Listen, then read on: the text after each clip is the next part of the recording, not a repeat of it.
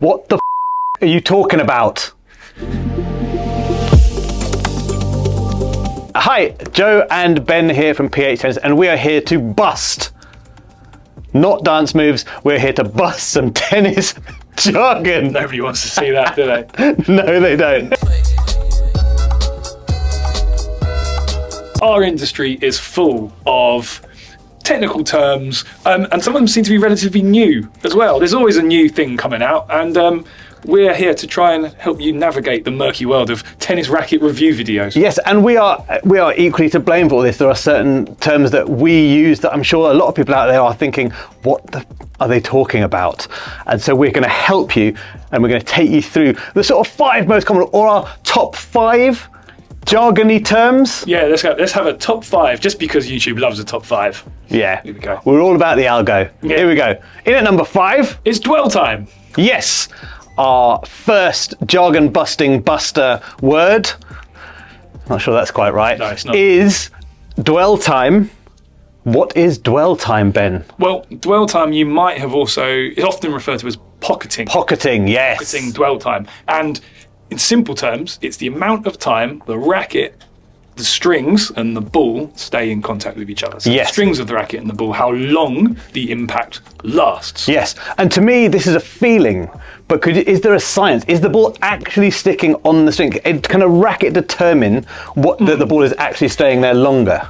Kind of, but probably not quite as much as people like to think. So a racket has got some flex built in. More on that later. Yes. So on impact, right, like I have here, the racket is going to flex back this way. If I'm making impact here, the racket's going to flex back slightly. And a racket that flexes more is going to feel like the racket and the ball are in contact for longer. Yes. You can also edit this with the tension and the type of strings as well. But what you are feeling is the amount of time the racket and the ball are together. A stiff racket with tight strings is going to be more sort of repulsive. It's going to bounce straight off. A softer racket, flexible racket, softer strings, it's going to almost a bit more trampoline-y, maybe. Yes, and I think that's where that idea of pocketing is. I mean, the words dwell time give a sense of what it is talking about, but I think certainly pocketing is that idea of the ball just sort of sits in the strings and then fires back out.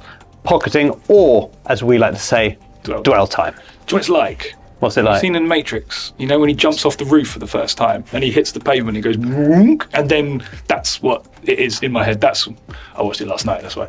You watched The Matrix last night? Wow. Grow up. Anyway, in at number 5, dwell time. Number 4, launch angle. Now, I'm going to be honest with you, Ben. Initially, when people started talking about launch angle in forums and equally nerdy places, I thought, what a load of nonsense. What difference can this possibly make?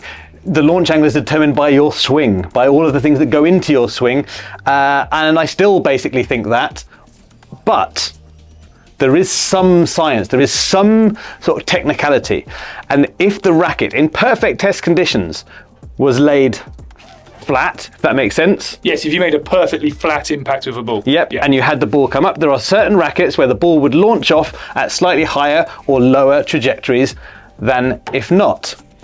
And that's what launch angle is. Does it make any difference to your game, do you think? In simple terms, yes, it has to, if there is a difference. Yeah. But, like you say, it is a very easy thing to overcome. If you've got the sort of tennis prowess that some people have.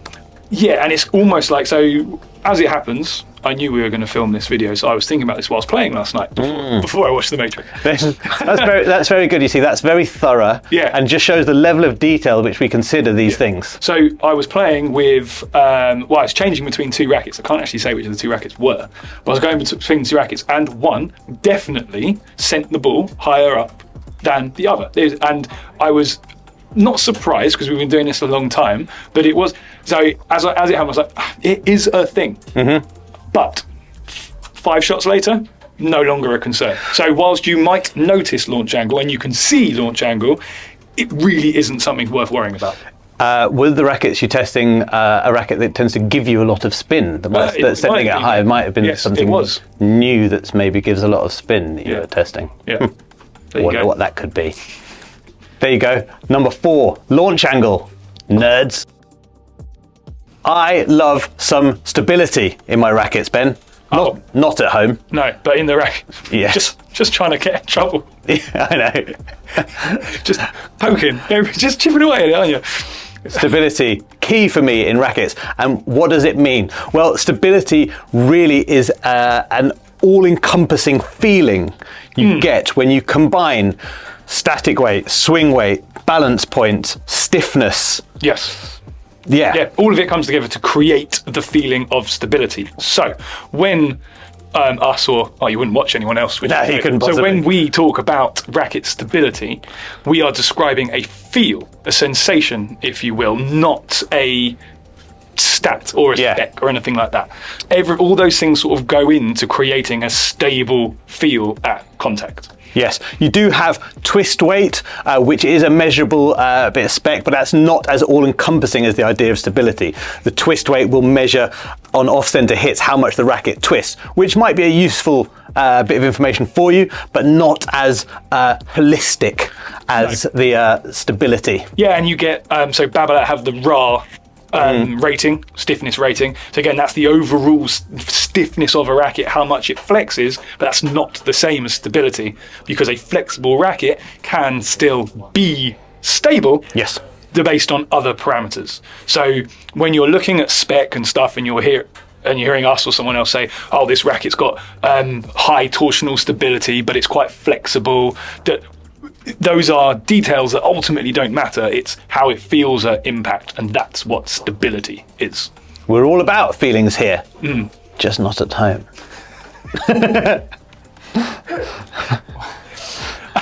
It's just a bit now. Yeah. Number 2, plough through. Yes, and plough through is a relatively new term. It's not something I don't feel like I was saying this 2 years ago.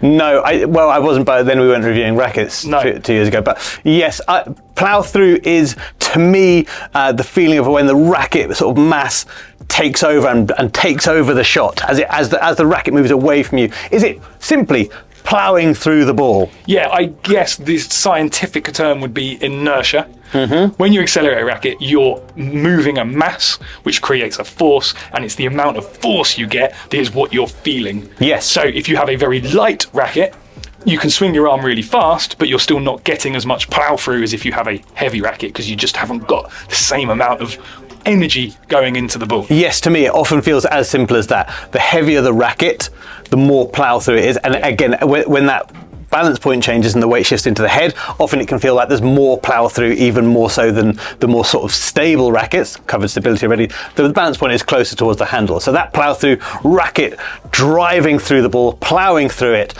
plough spelt Plough, America. Yeah, so just on that, I think we could chuck a bit of actual science in here. So a racket which is head light, so weight in the handle, means that as you move your hand, there is less weight in the top of the racket. So you're going to get a flickier, whippier sensation, probably less plough through. If you have a head heavy racket, as you move your hand, the racket almost overtakes and takes over. That's what plough through feels like. Interesting note on this: watch very carefully, because you don't want the racket to take over. You might want to feel it, but if you watch very carefully, when a player is swinging a racket, their hand should move first and the racket after. And if the racket is too heavy, sometimes it goes the other way around. But yes, when we do coaching jargon, we can obviously talk about racket lag. Oh yes, of course. Finally, we have access to ... or spin potential, or that sort of thing. We often say a racket has great access to power, great access to spin. But what do we really mean, Ben? Well, I guess what we're saying is more about the amplification, or I don't know what the opposite is. Yeah, it's a multiplier, right? Yeah, when you swing a racket at a ball, you have a sort of expectation of what you think you're going to see and what you're going to feel and what the ball's going to do. And some rackets seem to just give you a bit more power than you're expecting, or a bit more spin than you're expecting. And I guess that's what we're referring to as access to, because it's you don't have to do it; it just happens. Yes, and so if you take, for example, my favourite racket, the Yonex E-Zone, it's certainly, you get more power. It's the beauty of it, and I don't need to tell the E-Zone, do I? It's the easy access to power. You don't have to do very much to get power out of an E-zone. I wouldn't say that it's necessarily more powerful than a blade, but to get that power, you have to work in different ways. Yes. To get power out of the blade, big long swing, crash through it, loads and loads of power. With an E-zone, shorter, stabbier, more compact swing is going to get you the same result out. Now, there are a couple of factors. So especially, I'm going to go for spin potential, Ben. Yeah. I would say the biggest driver for me is the string pattern. Yeah. And just the density of the string bed. So you can have a 16 by 19 pattern in a 98 square inch head, but the way that the strings have been spaced provides more or less movement. We can talk about a string another time, but in terms of the racket, that string setup, that string pattern is going to be a huge driver in the spin potential. Yeah, and I guess this is what's sort of weird about this and why we've put the two together is that it's exactly the same for power. It just depends how you move the racket. So very, very weirdly, power and spin are ultimately created in the same way. It just, how you move the racket determines whether you get more spin, less power. So when we're coaching, we often talk about this as an inverse relationship. If you strike a tennis ball completely flat, you're going to get loads of power and no spin. And if you strike a ball with with a low to high motion, you're going to get loads of spin and less power. But the racket is generating it in the same way because it's about all the things Joe just said. So spin, power, in the access to is not you, it's not the racket, it's the combination of all these things working together.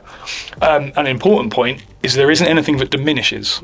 So we have a new cameraman who's whilst we've been filming, showed us that diminish is the opposite of amplify, and there isn't a racket that diminishes power. You don't have a racket that sucks power or spin out, and that's why it's access. That's the key word, is access here. Yes, very good. Access to power or access to spin. Good. Busted your jargon. Dwell time, launch angle, stability, plow through, access to. Busted your jargons. Yeah, all these things you're going to hear more, you're going to hear again, and you're going to hear more and more and more. The more you get into looking at rackets, you're going to see them in forums, you're going to hear them. Stay out the forums. And don't go on anyone else's channel because not only are we going to talk in jargon, we're going to help you understand it as well. Exactly. I would like to say, if you've got any others, please leave them in the comment. If we've missed out a bit of jargon, if you don't know what it is, or you think there's one that's particularly funny, because they can be, let us know in the comments which bits of jargon you like or know of, or stuff like that. Yes, and the important thing is try and cut through the jargon when you're looking at rackets and when you're trying to decide what your next racket should be. Don't worry about spec, don't worry about stats, try and ignore the jargon, put the racket in your hand, see how it feels. Absolutely. As always, don't forget to like, follow, share and subscribe so you never miss a thing from PH Tennis.